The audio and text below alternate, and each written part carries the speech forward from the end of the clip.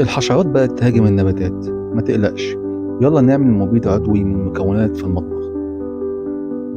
ازيكم؟ الفيديو اللي فات زرعنا شتلات، لكن البداية بتكون من اهتمامك بالنباتاتك وملاحظتها وتحديد المشكلة وازاي تعالجها. بالفعل الآفات هاجمت النباتات وكان لازم نبدأ بالحل الأنسب. النهاردة هنعمل مع بعض مبيد حشر طبيعي. النباتات بدأت تهاجمها الآفات، وحبيت أوريكم إننا نقدر نعمل مبيد بحاجات بسيطة عندنا في البيت.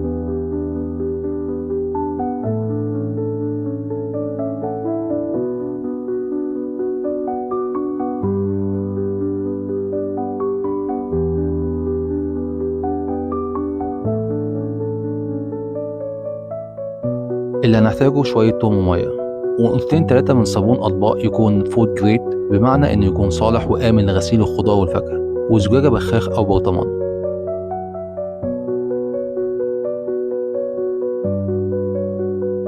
أول خطوة نضرب التوم مع شوية مية، بعدين نحطه في إزازة ونسيبه 24 ساعة، وده علشان المادة الفعالة تتفاعل مع المية وتبقى أقوى ضد الحشرات.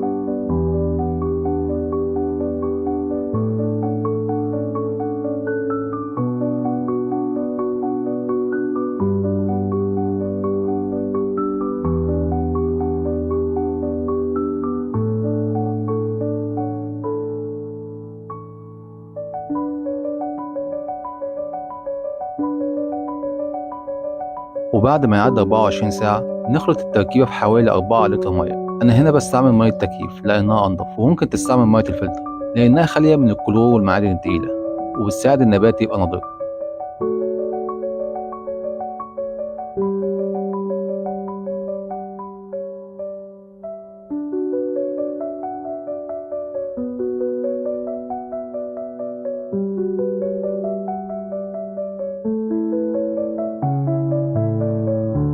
آخر خطوة نضيف الصابون علشان المبيد يمسك في الورق.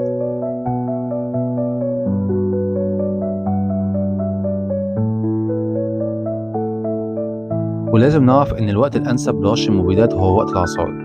أنا برش في آخر النهار لأن المبيدات ممكن تتلف النباتات بسبب الحرارة العالية.